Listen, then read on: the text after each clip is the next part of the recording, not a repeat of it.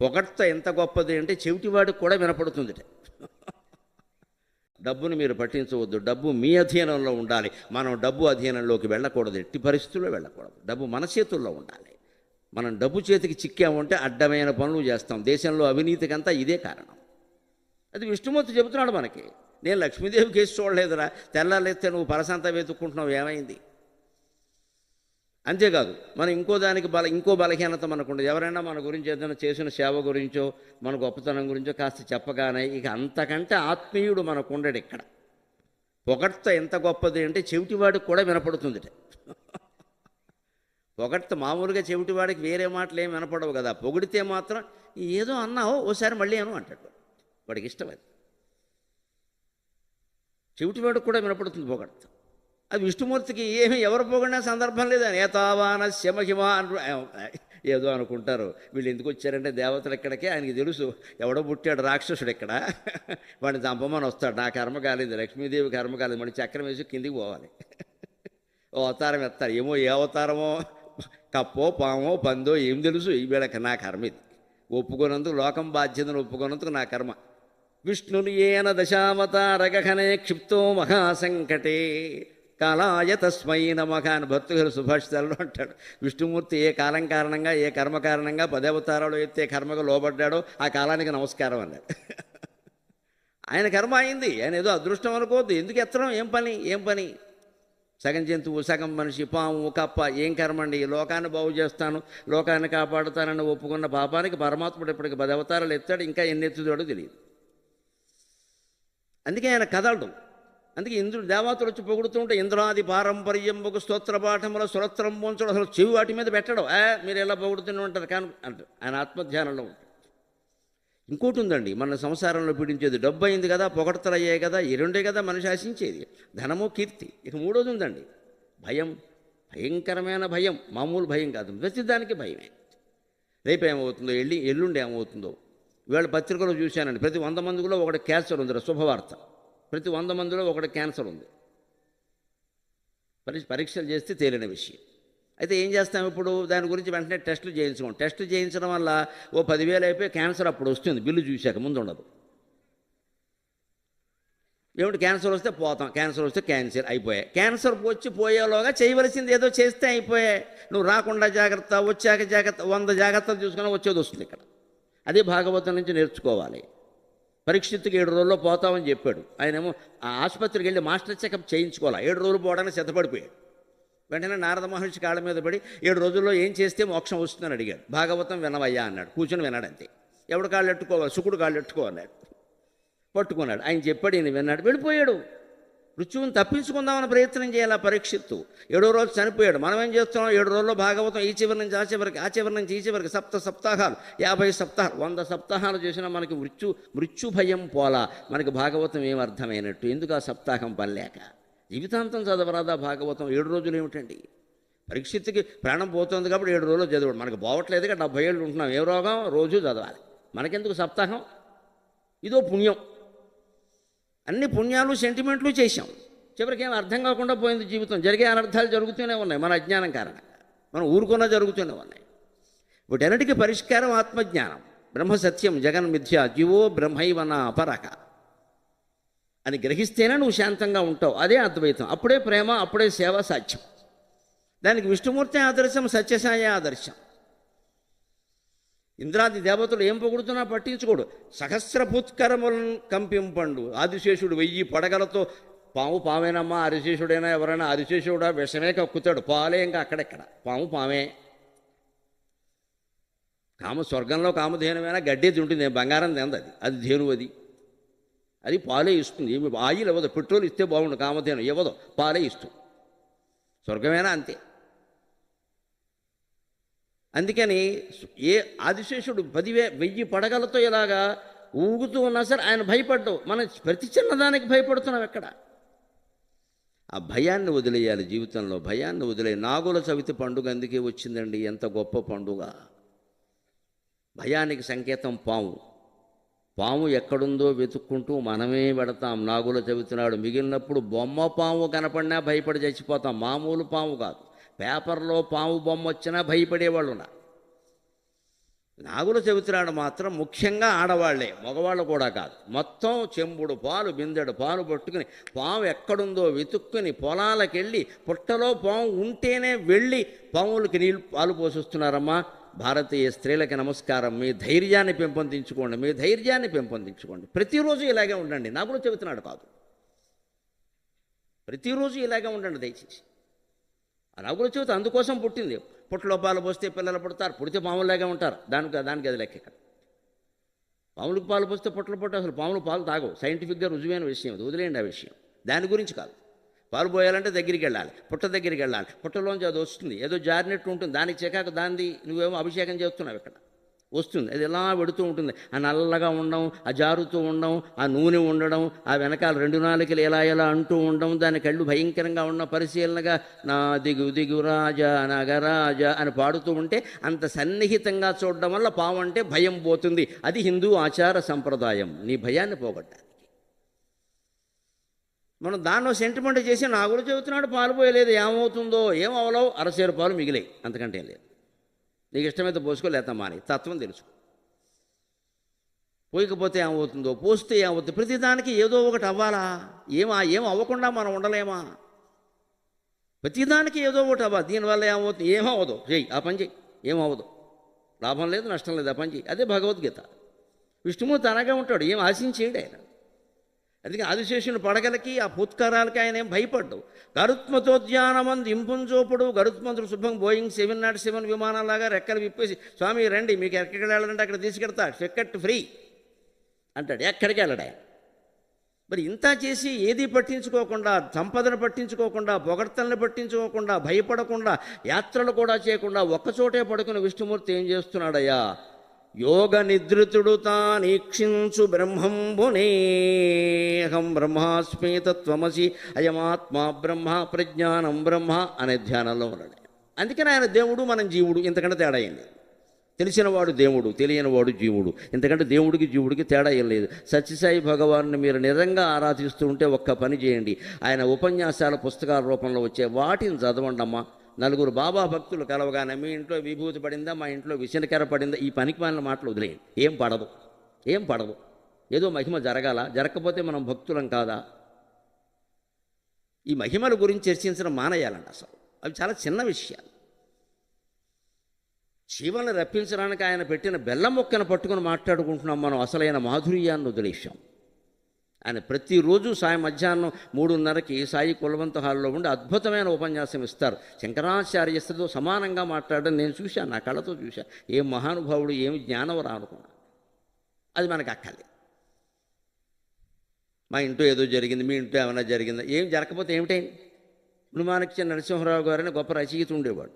నరసింహరావు అన్న పేరు ఉన్న వాళ్ళందరూ హాస్యానికి ప్రసిద్ధులే, పూర్వము ఇప్పుడు కూడా. స్థానం నరసింహరావు గారు, మునిమాణిక్య నరసింహరావు గారు, మొక్కపాటి బారిస్టర్ రాసిన మొక్కపాటి నరసింహశాస్త్రి గారు. నరసింహానికి హాస్యానికి ఏదో సంబంధం. మునిమాణిక్య నరసింహరావు గారు ఉండేవాడు. వాళ్ళ ఆవిడ షిరిడీ సాయి భక్తురాలు. ఆవిడ అక్కడ కలిసినప్పుడు, అక్కడ వెళ్ళినప్పుడు అందరూ ఏవో మహిమలు చెప్పుకునేవారు. మా ఇంట్లో మన నైవేద్యం పెట్టాం, తినేశాడు దేవుడు, మా ఇంట్లో నైవేద్యం సేకరించాడు, మా ఇంట్లో ఏమిటో ఉన్నట్టుండి విగ్రహం మీద పువ్వు కింద పడింది, గాలి ఇస్తే పడి ఉంటుంది, దానికి ఏమిటి, పువ్వు కింద, అదో పెద్ద మహిమ. మా ఇంట్లో 2 పూలు పడ్డాయి, ఇవన్నీ చెప్పుకుంటుంటే పాపం ఆవిడికి బాధ అయ్యి ఇంటికి వచ్చి ఈయంతో అందుట, మన ఇంట్లో ఏమీ జరగడం లేదు, అందరిళ్లలో అన్నీ జరుగుతున్నాయి, మనం కూడా షిరిడీ సాయిని ఎప్పటి నుంచో ఆరాధిస్తున్నాం, ఏమీ జరగడం లేదు అంది. పర్వాలేదు లేవే, జరగడానికి కూడా ఓ కాలం రావాలి కదా అన్నాడు. ఈయన మహారచయిత కదా, మేధావి. భార్యను ఎలా సంతోషపెట్టాలో, ఎలా మాయ చేయాలో కూడా ఈయనకి తెలుసు. ఆ మర్నాడు ఆవిడ వెండి గిన్నెలో పాయసం పెట్టింది. అక్కడ సాయంత్రం చూస్తే గిన్నె కనపడలేదు, పాయసం కనపడలే. ఏం లేదు, అందరి ఇళ్లల్లో బాబా గారు పాయసమే స్వీకరించారు, మన ఇంట్లో గిన్నె కూడా స్వీకరించారు అన్నాడు. ఆయనకి సిగరెట్ల అలవాటు, ఎందుకోసం గిన్నె వెళ్ళిపోయిందో అందరికీ తెలుసు. పైగా రిటైర్ అయ్యే, డబ్బులు లేవు. మహిమ బ్రహ్మాండంగా చూపించాడు ఆయన. అయ్యో నువ్వు ఎంత భక్తురాలు ఎవరు లేరు, గిన్నె కూడా సహేంద్ర తక్షగా యస్వాగా అన్ని సగిన్నెపాయ సముస్వాగ అయిపోయింది అన్నాడు. ఇది మహిమ. దీన్నాండి మనం ఆశించేది. అసలు కలిసినప్పుడు ఇది మాట్లాడుకోవాలా? ఇది గొప్ప విషయమా? ఇది వదిలేయాలి. సరిగ్గా సత్యశయని కూడా మీరు గమనించండి. అఖండమైన సంపదలు వచ్చి పడ్డాయో లేదా, ప్రపంచం ఆయనకి పాదాక్రాంతమైంది. 250 దేశాల్లో ఆయన భక్తులు ఉన్నారు, ఆయన ఆశ్రమాలు ఉన్నాయి.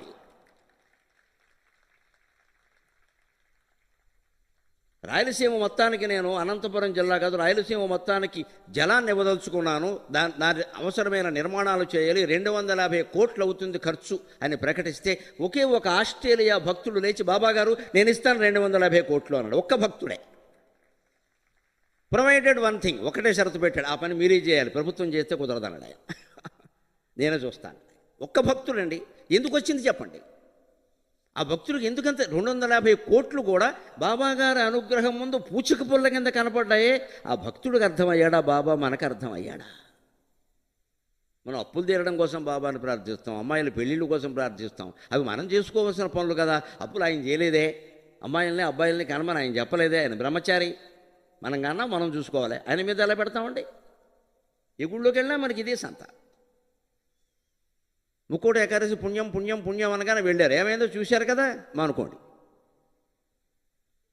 ఒకరోజే వెళ్ళాలి, అందరూ వెళ్ళిపోవాలి, చచ్చిపోవాలి అక్కడ. ఎవరు? ప్రభుత్వం కాదమ్మా, పరమేశ్వరుడు దిగొచ్చినా ఏం చేయలేడు ఇక్కడ. ఎవరిని నేను అనడం లేదు, అసలు మందే తప్పు, మందే అజ్ఞానం. ఆ తీసి నాడే ఎందుకు వెళ్ళాలి? ఇవాళ ఏ తీసేని మీరు అందరూ వచ్చారండి? ఒక బక్క బ్రాహ్మడు గురించి 4 మాటలు భాష గురించి మాట్లాడతాను, నా గురించి ఎందుకు వచ్చారండి ఇంతకంత? ఇది ఇక్కడ ముక్కోటి ఏకాదశి ఏమైనా ఉందా? నాకు నెత్తి మీద 4 వెంట్రుకలు లేవే, ఎందుకు వచ్చారు? ఇదంతా జ్ఞానం కదా, కేవలం జ్ఞానం కదా. ఆయన నిక్కచ్చిగా మాట్లాడతారు, నిష్కర్షగా మాట్లాడతారు, అద్వైతం చెబుతారు, జ్ఞానం చెబుతారు. మరి జ్ఞానానికి ఆకర్షణ ఎంత ఉందని తెలిస్తే ఇంకేమిటండి? దేశం బాగుపడడానికి సిద్ధంగా ఉంది, దేశం బాగుపడడానికి సిద్ధంగా ఉంది. నువ్వు సిద్ధంగా ఉన్నావా లేదా అనేదే ముఖ్యం మిత్రమా. దేశం గురించి ఆలోచించొద్దు, నీ గురించే నువ్వు ఆలోచించు. అందుకోసం ఆయన విష్ణుమూర్తి చుట్టూ సంపదలున్నా పట్టించుకోలేదు. ఎవరు ఏ రకంగా భయపెట్టి ఆయన విమర్శించిన వాళ్ళు ఇప్పటికున్నారమ్మా. నేను బాబా గారి గురించి బాగా మాట్లాడతానని నాకు ఫోన్లు చేసేవాళ్ళు ఉన్నారు. నోరు మూసుకొని చెప్పాను నేను. నీకేం అర్థమవుతాడు ఆయన సన్నాసి అన్నాను. ఇవన్నీ బాగున్నాయి కానీ బాబా గారిని పోగొట్టు నీకు నీ ఎదవక నచ్చడం కోసం నేను మాట్లాడడం మాట్లాడతానా?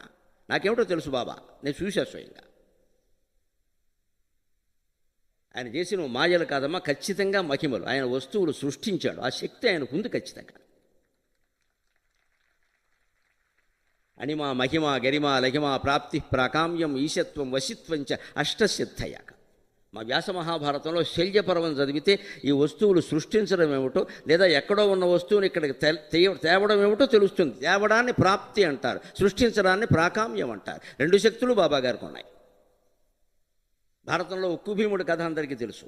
ధృతరాష్ట్రుడు ఇలాగా భీముడిని రమ్మంటే వస్తాడు కదా, భీముడు రాగానే కృష్ణుడు తప్పుకోమని ఉక్కు భీముడిని పెడతాడు అక్కడ. ఉక్కు భీముడిని పట్టుకుంటే వాడు తుక్కు అయిపోయాడు. ఇటువంటి ధృతరాష్ట్రుడు యుద్ధం చేస్తుంటే ఏముండేదో చూడండి, ఇంకేం అక్కల. వాడు బలరాముడు యుద్ధం చేయకపోబట్టే 18 రోజులు జరిగింది. వీళ్ళిద్దరూ చేస్తే ఓవర్ నైట్ అది క్రికెట్ మ్యాచే, అండ్ 1 డే మ్యాచ్ అయిపోయింది. అటువైపు బలరాముడు, ఇటువైపు ధృతరాష్ట్రుడు యుద్ధం చేయకపోవడం వల్ల గెలిచారు. అక్కడ ఉక్కు భీముడు ఉన్నాడు కదా, పాండవులు ఆశ్చర్యపోతారు.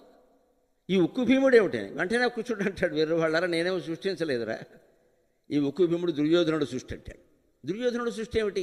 ఆ వ్యధ ఎంత సన్నాసి అంటే, పాండవులు సుఖంగా వనవాసం చేసి 13 ఏళ్ల పాటు 12 ఏళ్ల పాటు కనీసం వనవాసం చేసి, ఏడాది అజ్ఞాతవాసం చేసి, వనవాసంలో ప్రధానంగా ఏ చింత లేకుండా మనస్సులో అనేక అవమానాలు దుఃఖాలు ద్రౌపదీదేవికి భీముడికి అందరికీ ఉన్నప్పటికీ అవి వదిలేసి తీర్థయాత్రలు చేశారు. మహర్షుల్ని పిలిపించారు. మార్కండేయ మహర్షి, బృహదశ్వ మహర్షి లాంటి వాళ్ళందరూ అప్పుడే వచ్చారు. వాళ్ళ చేత మహత్తరమైనటువంటి కథలన్నీ చెప్పించుకుని విన్నారు. కష్టాన్ని సుఖంగా మార్చుకోవడం అంటే అది మనం నేర్చుకోవాలి. కష్టాన్ని సుఖంగా మార్చుకోవాలి. ఇంట్లో ఏదో జరిగిందని ఏడుస్తూ కూర్చోవడం, 10 రోజులు మనం ఎక్కడికి వెళ్ళకపోవడం, ఎవరిని రావద్దనడం, ఇంకాస్త ఏడుపు ఎక్కువ అవుతుంది. ఇక్కడ మంచి పుస్తకం చదువు. అలా వాళ్ళన్నీ విన్నారు. దుర్యోధనుడు ఏం చేశాడో తెలుసా? ఉక్కు భీముడిని చేయించి తన ఇంట్లో పెట్టుకుని, భానుమతీదేవితో సహా తను శయనించేటువంటి అంతఃపుర మందిరంలో పెట్టుకుని 12 ఏళ్ళు గుద్దుకుంటూ కూర్చున్నాడు ఈ సన్నాసి. నేను తర్వాత యుద్ధంలో గెలవాలి కదా అని ప్రాక్టీసు, జిమ్ము, స్పా అన్నీ ఉన్నాయి అక్కడ. గుద్దుకుంటూ కూర్చున్నాడు ఇక్కడ.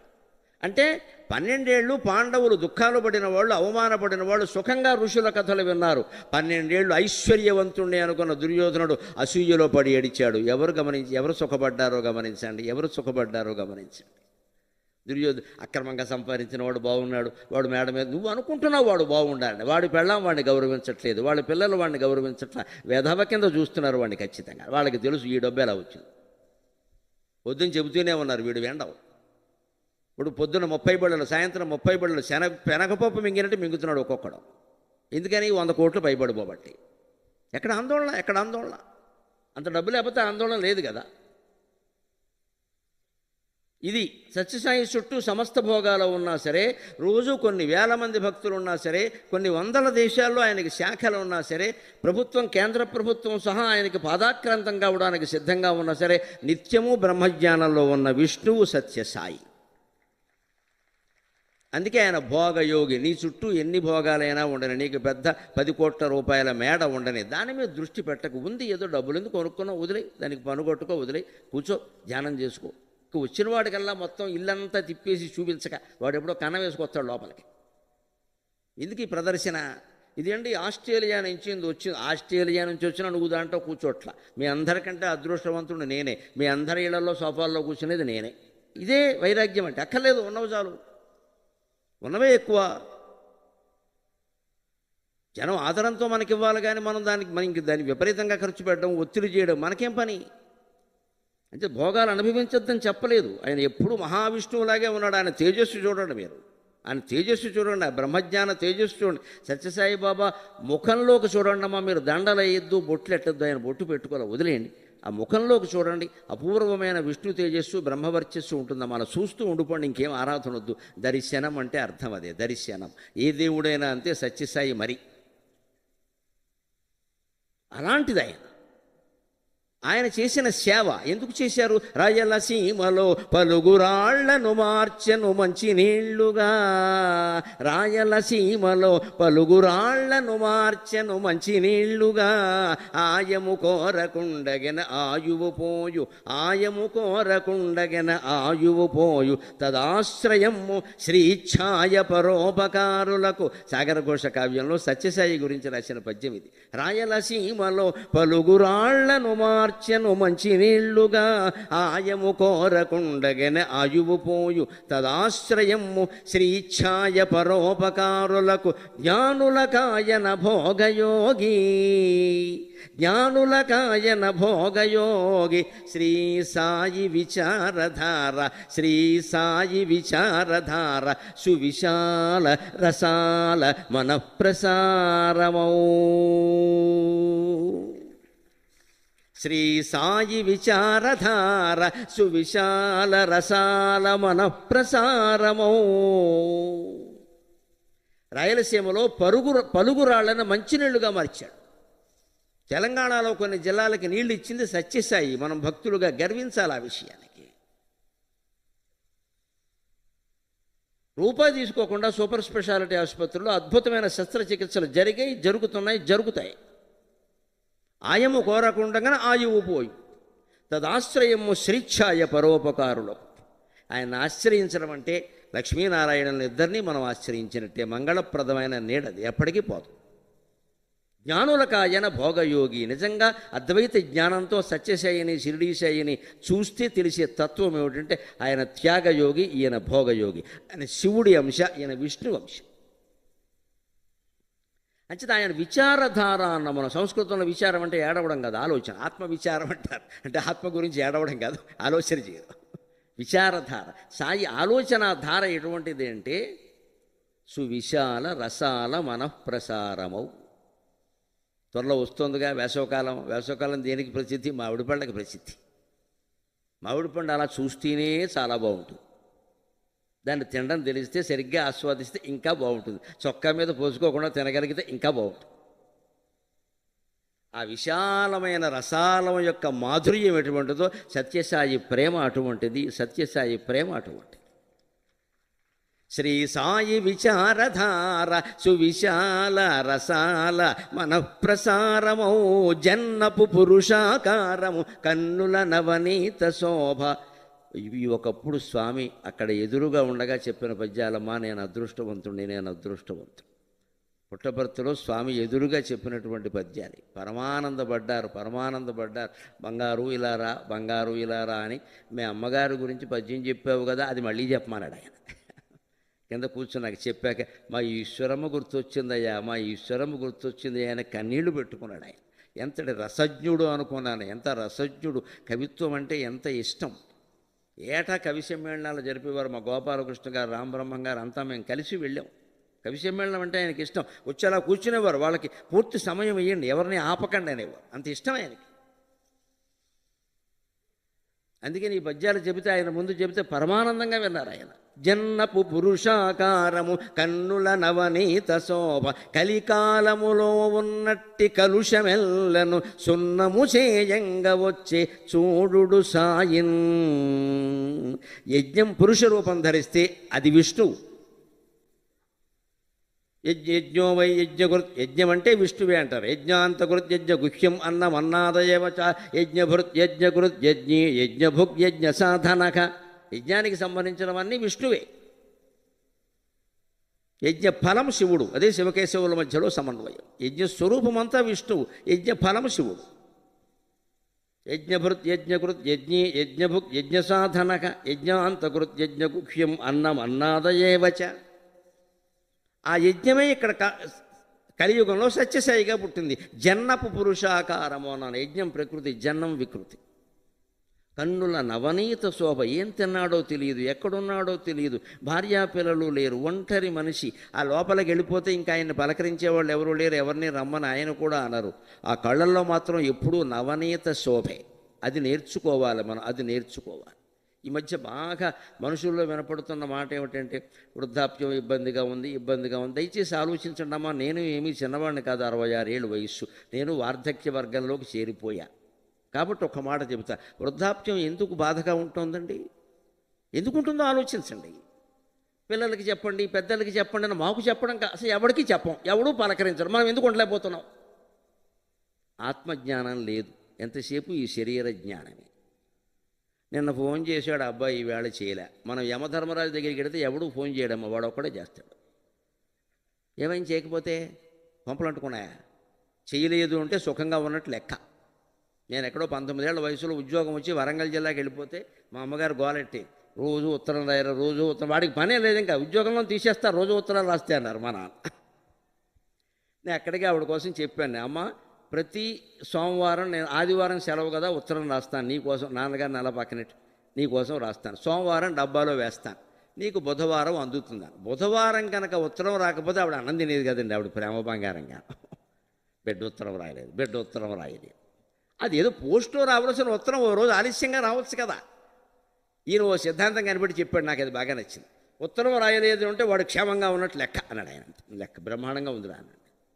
ఏదైనా ఉంటే తెలిసేదిగా, ఏం తెలవలేదంటే క్షేమంగా ఉన్నట్టు లెక్క. ఇదో మొండితనం. వేదం చదువుకున్నాడండి నా తండ్రి, అందుకే ఆయనకు ధైర్యం ఉండేది. వేదం చదువుకున్న విద్వాంసుడు ఆయన ఇలాగ మాట్లాడేవారు. అది క్షేమంగా ఉత్తరం రాలేదంటే ఏమంటారు, క్షేమంగా ఉన్నట్టు లెక్క. ఏదైనా అయితే ఏదో తెలుస్తుంది, ఎవడో ఫోన్ అయినా చేస్తాడుగా. ఏమీ కాలేదు, మనవాడు బాగానే ఉంది. ఎక్కడో దూరం పంపించాక ఉద్యోగం ఈవేళ వరంగల్ అంటారు, ఏకంగా వాషింగ్టన్ పంపిస్తున్నారు ఈవేళ. మరి ఎక్కడి నుంచి వస్తారండి? పంపించింది మనమే, డబ్బుల కోసం పంపించింది మనమే. మా వాళ్ళు సెటిల్ అవ్వాలని కొట్టుకున్నది మనం. ఇక్కడ మనం షటిల్ సర్వీస్ చేస్తున్నది మనమే. ఇక్కడ మనం చూసేవాళ్ళు లేరు. ఎవరు పంపించమన్నారు? వాడు సెటిల్ అవ్వాలని పంపిస్తాం, మనం సెటిల్ అవ్వకుండా ఏడుస్తున్నాం ఇక్కడ. నన్ను అడిగితే వార్ధక్యం ఒక వరం అండి. దాన్ని ఉపయోగించుకునే విధానం చెప్తాను నేను. ఒక వరం. It's blessing, it's not disguise. ఎంతకాలం పడతామండి యధవ సంసారాలు, ఈ గోల, పిల్లలు, పెళ్ళిళ్ళు, అప్పులు, యధవసంత. ముసల్తనం వస్తే ఏ బాధ లేదు, ఏం చేయక్కల్లా సంపాదించమని అడిగేవాడు. కాళ్ళు చాపుకొని పడుకోవచ్చు, నమశివాయ అంట. చదివే భారం లేదు, ఉద్యోగం భారం లేదు, ఎవరిని సంతోష పెట్టాల్సిన అవసరం లేదు. కాళ్ళు చాపేసి నమశివాయ అంటే మన జోలికి ఎముడు కూడా రాడు.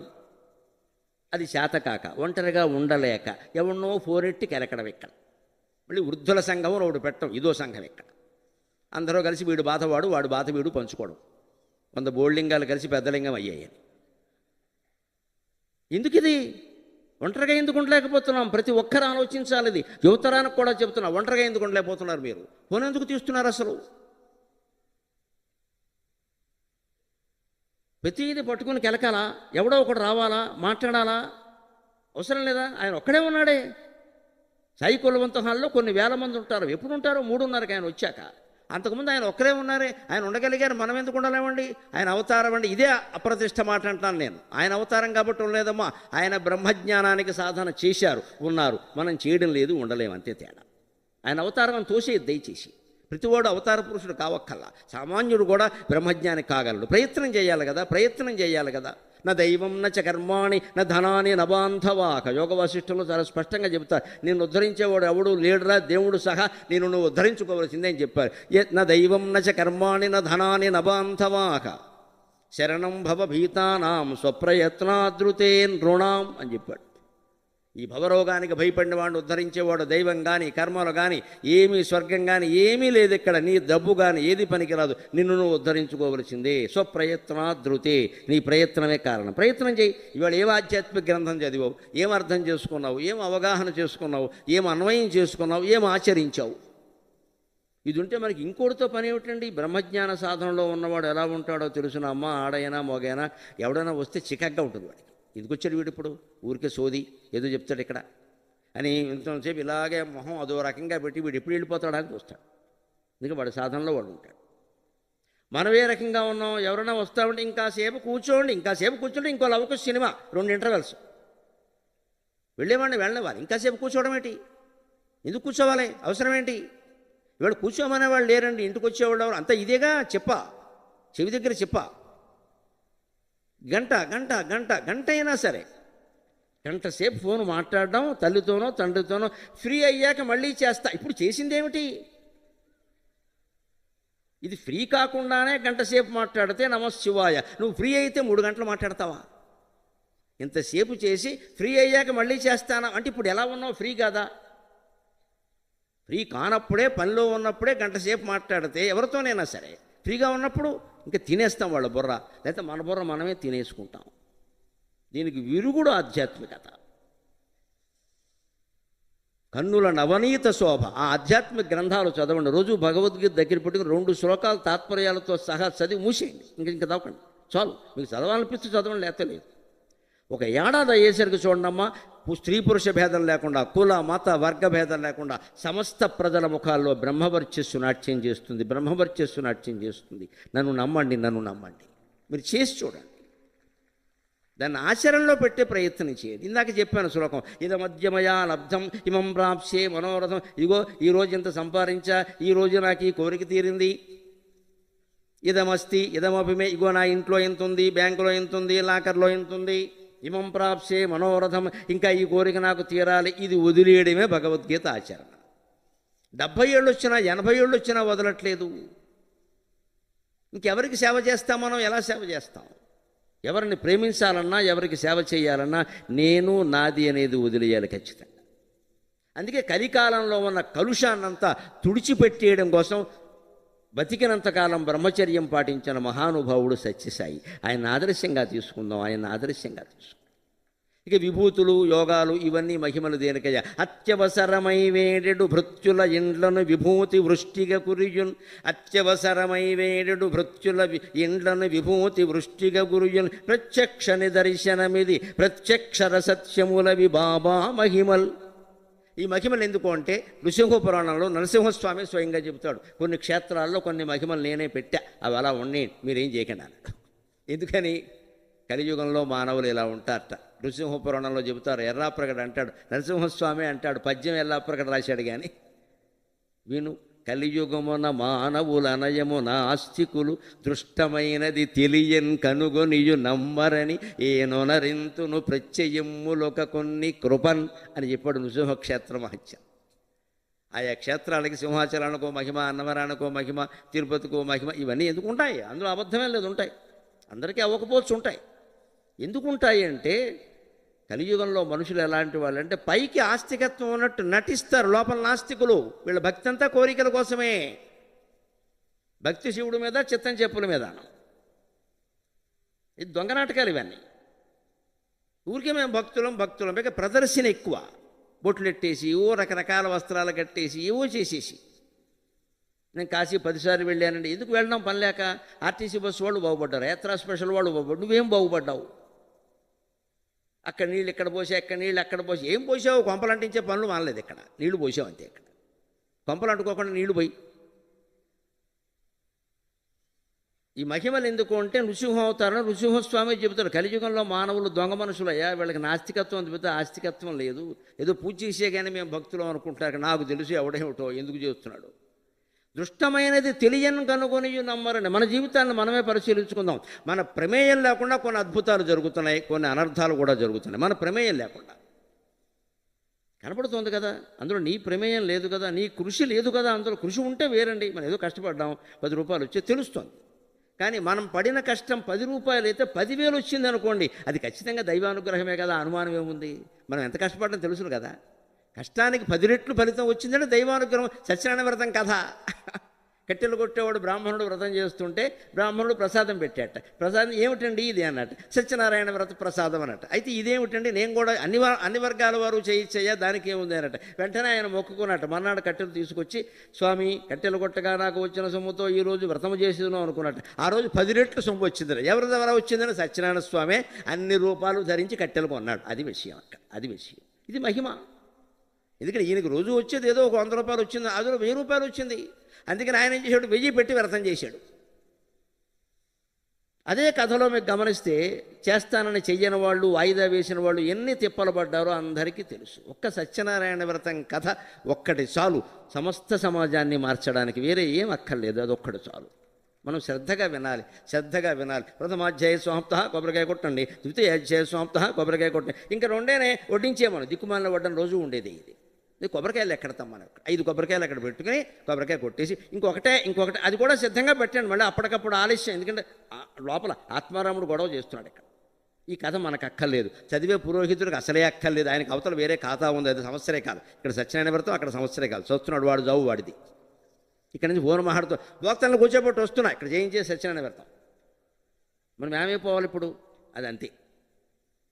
ఆయన దృష్టి ఖాతాల మీద ఉంది, మన దృష్టి ఏమో భోజనం మీద ఉంది, కాకరకాయ కూర మీద ఉంది.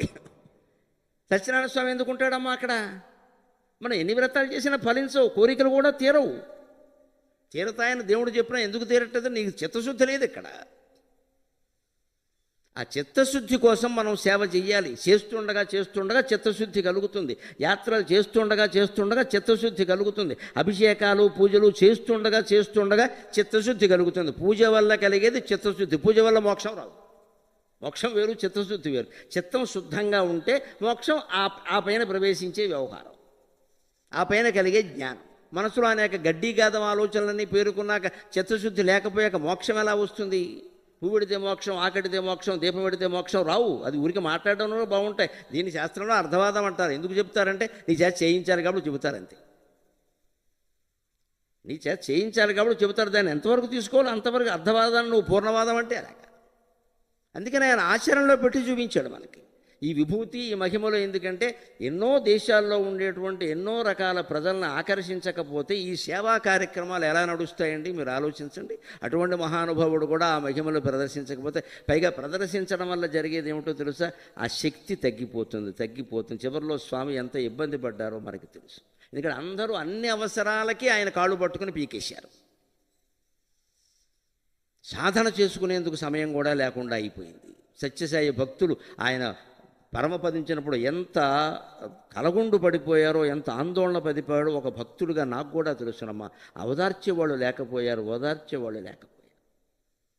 నా మటుకు నేను ఆ తర్వాత పుట్టపర్తి పెడితే వచ్చారు. ఒక విదేశీ భక్తురాలు ఒక ఆవిడ సాయి కులవంత హాల్ బయట ఒక పార్కులో ఏదో ఉంది, అక్కడ ఒక డివైడర్లో అక్కడ ఏవో 4 మొక్కలు ఉన్నాయి. ఎవ్వరూ లేని చోటు చూసుకునేవిడ ఆ ఫోటో అక్కడ పెట్టుకుని అక్కడ కూర్చుని అలా ఏడుస్తోంది పాపం. శబరి రాముణ్ణి ఎలా ఆరాధించిందో ఈ విదేశీ భక్తురాలు సత్యసాయిని అలాగే ఆరాధించింది. ఒక్క ఆవిడ. ఎవరు ఈ జనంలోకి వెళ్ళలేదు. నాకు నా స్వామికి అనుబంధం, నాకు మళ్ళీ జనం ఎందుకు ఇక్కడ అని ఎవరూ లేని చోట ఒక చోట ఉంటే ఆ మొక్క దగ్గర స్వామివారు ఫోటో పెట్టుకుని స్వామి వెళ్ళిపోయావా అని ఆవిడ భాషలో ఆవిడ బాధపడుతుంది. అటువంటి భక్తుల్ని భగవంతుడు అనుగ్రహిస్తాడు. అటువంటి భక్తుల్ని మనం భగవంతుడు అనుగ్రహిస్తాడు. శాంతి పర్వంలో విష్ణువు స్వయంగా చెబుతాడు భీష్ముడు రూపంలో, ఏకాంతిక జనంబులు నాకు ప్రియంబులగుటం చేసి అంటాడు.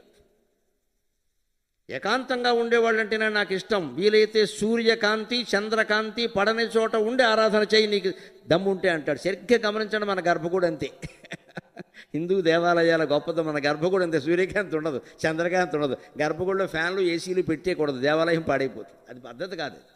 ఏం చేయాలో చేసి బయటకు వచ్చి ఇవాళ మనం అందరం గర్భగుడిలోకి వెళ్ళిపోవడం, దేవుడికి మసాజ్ చేస్తున్నారు. శివలింగానికైతే మసాజే.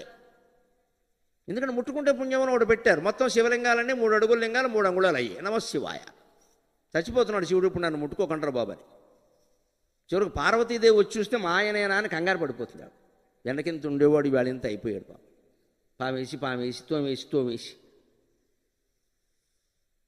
దేవుడు మన గుండెల్లో ఉన్నాడంటే అర్థం కాదు. ఆ గుండెల్లో ఉన్న దేవుణ్ణి అర్థం చేయించేదే ప్రేమ, అదే సేవ. ఆ ప్రేమ ఏర్పడాలి అంటే, సర్వసమభావం ఏర్పడాలంటే ఏం చేయాలయ్యా? ఇప్పుడు మన కావ్యాలు పురాణాల ఆధారంగా అదేమిటో చూద్దాం. భేదం ఎందుకుందో తెలిస్తే ఏకత్వం ఎక్కడొస్తుందో తెలుస్తుంది.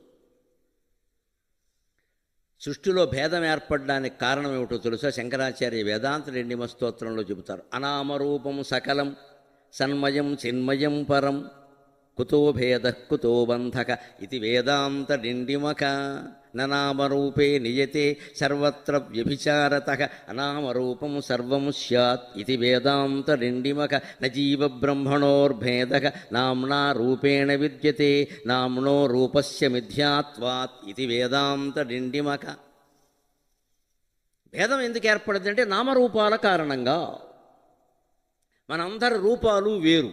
కొందరు స్త్రీలు ఒక రకంగా ఉంటారు, పురుషులు ఒక రకంగా ఉంటారు. పురుషుల్లోనే ప్రతి ఒక్కరూ తలో రకంగా ఉన్నారు, స్త్రీలలోనూ ప్రతి ఒక్కరూ తలో రకంగా ఉన్నారు. ఈ రూపభేదం కారణంగా మన మనస్సులో భేదం ఏర్పడింది.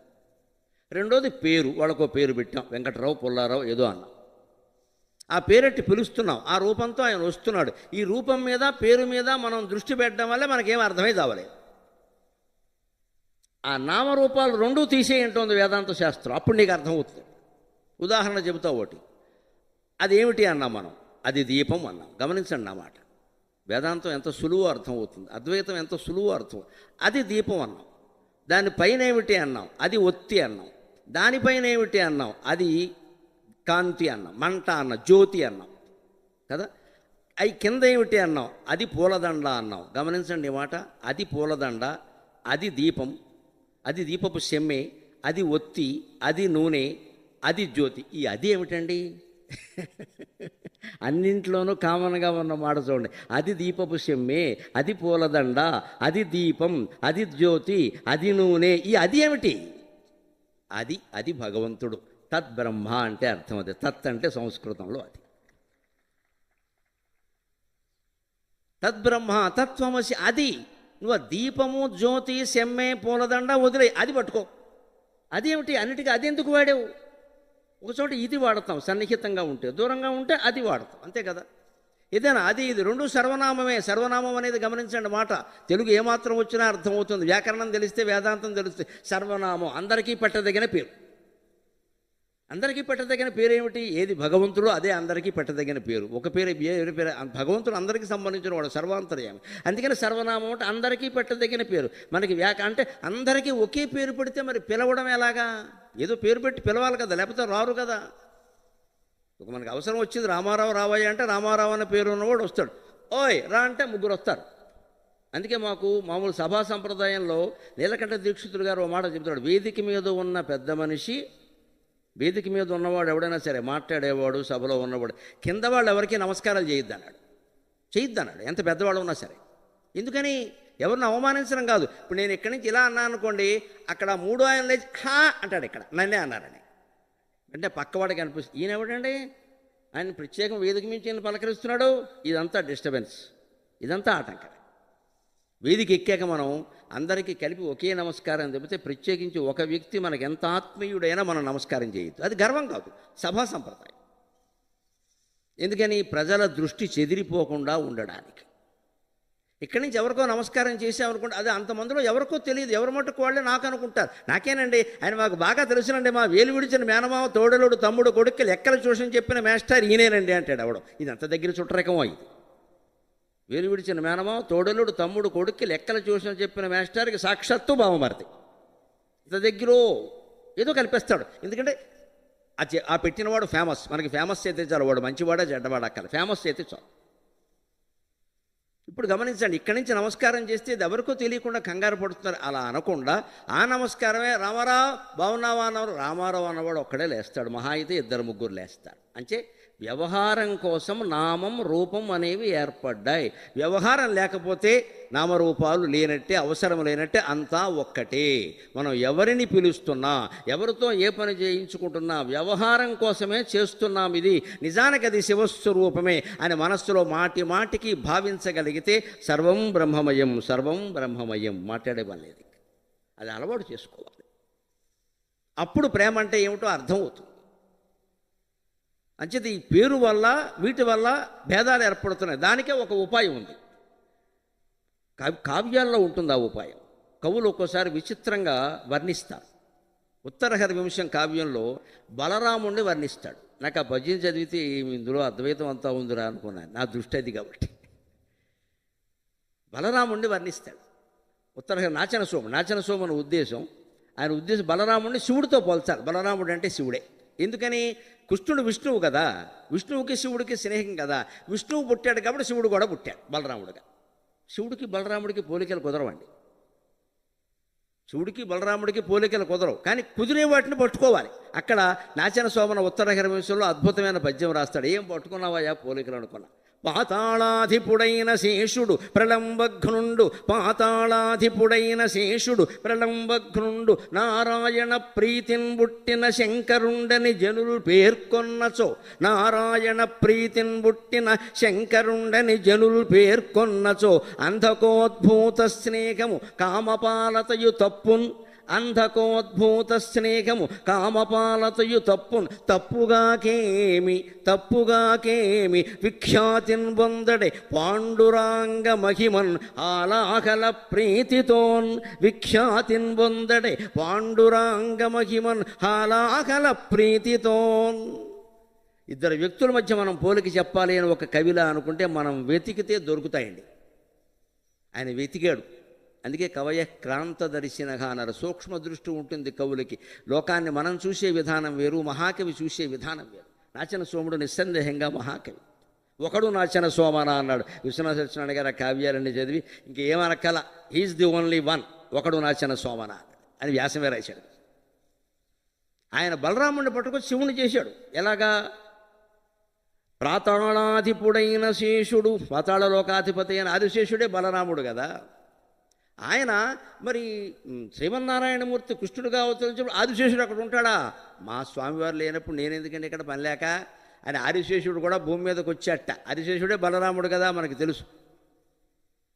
ఆదిశేషుడే బలరాముడు. కృష్ణుడు రాముడు ఎంత అదృష్టవంతుడు, విష్ణుమూర్తి ఎంత అదృష్టవంతుడు అంటే పాపం ఈ ఆదిశేషుడు తమ్ముడుగా పుట్టినప్పుడు ఆయనకే సేవ చేశాడు, అన్నగారుగా పుట్టినప్పుడు ఈయనకే సేవ చేశాడు. అన్ని విధాల అదృష్టవంతుడు.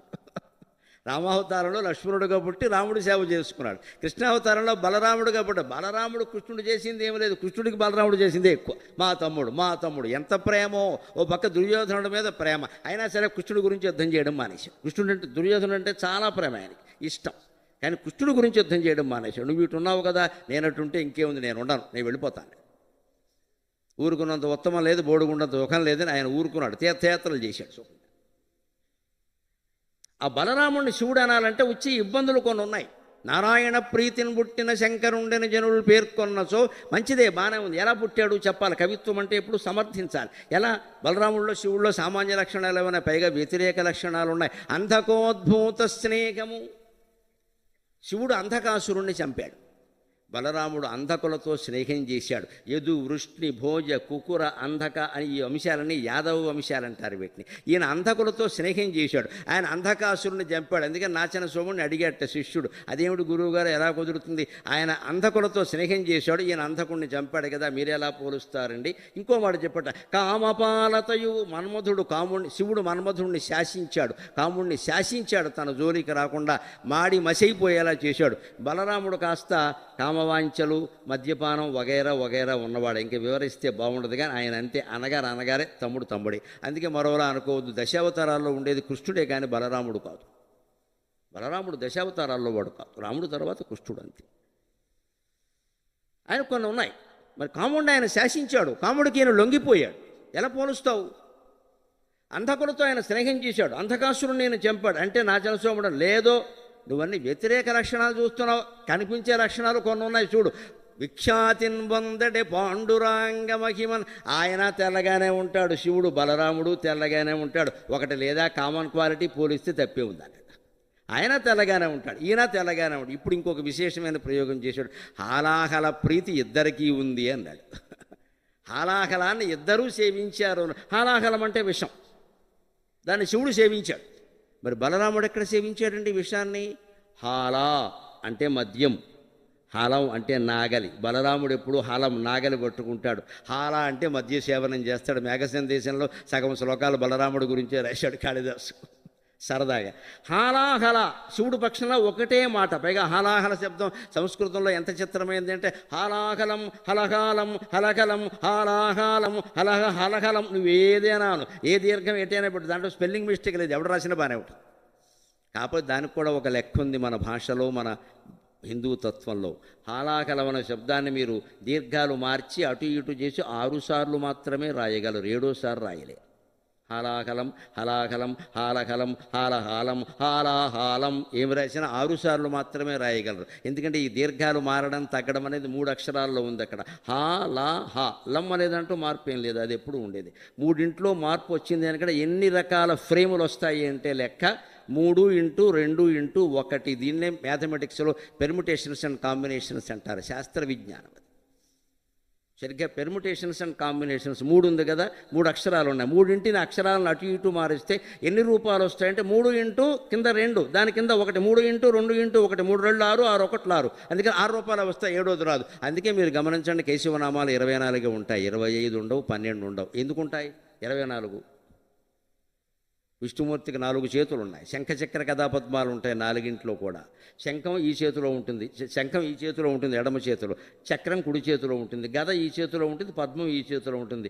ఈ చేతిలో చక్రాన్ని ఇటు పెట్టండి, ఆ శంఖం ఇటు పెట్టండి, ఈ గద పైన పెట్టండి, ఈ పద్మం పైన పెట్టండి, చక్రం కింద పెట్టండి. మొత్తం మీద 4 ఆయుధాలను అటు ఇటు మార్చండి, ఎన్ని రూపాలు తయారవుతాయి అంటే సరిగ్గా పెర్ముటేషన్స్ అండ్ కాంబినేషన్స్. 4 కదా, 4 × 3, 3 × 2, 2 × 1, 4 3 12, 12 2 24, 24 1 24. సరిగ్గా విష్ణుమూర్తి యొక్క భుజాల్లో ఉండే ఆయుధాలు ఆభరణాలు మారిస్తే 24 రూపాయలు. అందుకే కేశవనామాలు 24. That is Hindu culture, that is Hindu culture. ఎవరో పని లేనివాడు ఎవడో పుష్కరాల్లో స్నానాలన్నీ అయిపోయాక పురోహితుడు గట్టుమి కూర్చొని 24 నామాలు రాసేసి అక్కడ పెట్టలేదు. అక్కడ ఒక శాస్త్రీయ విజ్ఞానం ఉంది దాని వెనక, కాలక్షేపానికి రాసినవి కావు. పైగా అవి జంటలు, కేశవ నారాయణ ఒక జంట, మాధవ గోవింద ఒక జంట. ఆ జంటల అర్థాలు వేరే. అవి కావాలంటే మా శ్రీ గరికపాటి నరసింహరావు అఫీషియల్లో కేశవనామాలు అంతరార్థం అని 2 గంటల ప్రసంగం ఉంది, వినండి. ఒక టిక్కెట్ మీద 2 సినిమాలు ఉండవు, అది వినాల్సిందే. ఆ అర్థాలు వేరే. మాధవ గోవింద ఉదాహరణ కూడా చెబుతా, మార్కెటింగ్ టెక్నాలజీ అంటే ఇదే, వినాలి కదా. అందుకని మాధవ గోవింద. మాధవుడు అంటే లక్ష్మీదేవికి భర్త, గోవింద అంటే గోవులు కాసుకునేవాడు. వెర్రి సన్నాసి, నువ్వు లక్ష్మీపతివైనా గోవులు కాసుకున్నా ఒక్కలాగే ఉండు, భేదమేం లేదు, అన్నా ఒకటే, అంతా ఒకటే, అలాగే ఉంటుంది. సంకర్షణ వాసుదేవ ప్రద్యుమ్న అనిరుద్ధ. సంకర్షణ అంటే బలరాముడు, వాసుదేవుడు అంటే కృష్ణుడు, ప్రద్యుమ్నుడు అంటే ఆయన కొడుకు, అనిరుద్ధుడు అంటే ఆయన కొడుకు. తాత తండ్రి ముత్తాత మనవుడు అంతా ఒకటే, ఏకమేవ అద్వితీయం బ్రహ్మ. అదే కేశవనామాలు. అందుకే ప్రతి క్రియకి ముందు, పురోహితులు చేసే ప్రతి పనికి ముందు, పూజకి ఆహ్వాతం ముందు కేశవనామాలు ఉంటాయి ఖచ్చితంగా. ఇవి అర్థమైతే తప్ప మిగిలిన తత్వం అర్థం కాదు. అందులో హాలాహలము 24 వచ్చాక ఇందులో 6 వస్తాయి సరిగ్గా. ఆయన హాలా అంటే మద్యాన్ని ప్లస్ హాలా దీన్ని సేవించాడు, ఈయన హాలాహలాన్ని మొత్తం కలిపి సేవించాడు. అంటే ఇప్పుడు అర్థం చేసుకోండి, ఏ మనిషిలోనైనా సరే మనం ప్రేమించదలుచుకుంటే అనుకూల లక్షణాలు కనబడతాయి, ద్వేషిస్తే వ్యతిరేక లక్షణాలే కనబడతాయి. ఇది కవిత్వం నుంచి నేర్చుకోవాలి. ప్రేమ సేవ చేయాలంటే ప్రేమ ఉండాలి, ప్రేమించాలంటే వ్యతిరేకత చూడకూడదు. ఇవాళ చాలామందిలో ఉన్నది నెగటివ్ నెగటివ్ నెగటివ్. మీరు యూట్యూబ్లు చూస్తారు కదా, ఏది వ్యతిరేకమో అది ఏంటి అని చూస్తావు కదా, నీకెందుకు ఏంటి ఇక్కడ. ఆయన చాలా మంచివాడు అంటే ఒక్కడు చూడ్డు, ఆయన ఏదో వంకర పని చేసేట అంటే చూస్తాడు ఇక్కడ పనిగట్టు. వీడు ఎందుకంటాడు అంటే మీరు చూస్తారు కాబట్టి, ఆయన ఆ పని చేయలేదు, వీడికి తెలియదు ఆ విషయం. వీడు ఎందుకంటాడు అంటే మీరు చూస్తారు కాబట్టి. ఈ బురద ఎవరి మీద జల్లుతారు అంటే ఎవడు బాగా ప్రసిద్ధుడైతే వాడి మీద జల్లుతారు. ప్రసిద్ధుడు కావడంత పాపం ఇంకోటి లేదు అసలు. అందుకే నాకు తెలిసిన తత్వం, ప్రసిద్ధి ముఖ్యం కాదు, సిద్ధి పొందడం ముఖ్యం. అమ్మ సిద్ధులు కావాలి, మనం ప్రసిద్ధులైతే ఉపయోగం లేదు. ఒక సిద్ధులం కావాలి, ఆత్మజ్ఞాన సిద్ధులం కావాలి. ప్రసిద్ధులమైతే జరిగేది ఇలాగే బురద జల్లుతారు. మనం చూస్తాం కదా, టికెట్ వాడికి చూడటమే కావాలి, వాడు ఇష్టం వచ్చిన హెడ్డింగ్లు పెడతాడు అక్కడ. అవేవి జరగకపోయినా సరే అసలు లోపల ఆ విషయం ఉండదు. లోపల ఉండేదేమో భగవద్గీత శంకర భాష్యం, పైన రాసేసింది అడ్డగోలు భాష. ఇప్పుడు నొక్కడం కావాలి, వాడికి డబ్బులు కావాలి. వీళ్ళందరి చేతుల్లోకి వెళ్ళింది పిచ్చాడి చేతుల్లో రాయేలాగా. ఇటువంటిప్పుడు మరింత జాగ్రత్తగా ఉండాలి మనం. వ్యతిరేక వ్యాఖ్యలకు కాదు మనం స్పందించాల్సింది, అనుకూల వ్యాఖ్యలకి. అనుకూలమైన విషయాలు బలరాముడికి శివుడికి సంబంధించినవి కొన్ని ఉండగా వ్యతిరేకమే ఎందుకు చూడాలి? ఇంకో మాట, ప్రేమ ఏర్పడితే తప్ప సేవ చెయ్యలేము, లేకపోతే ఈ సేవ కూడా ఒక బంధం అవుతుంది. సేవ గొప్పదే అని అనుకోకుండా, సేవ గొప్పదే, నీలో సేవాహంకారం పెరగకూడదు మిత్రమా.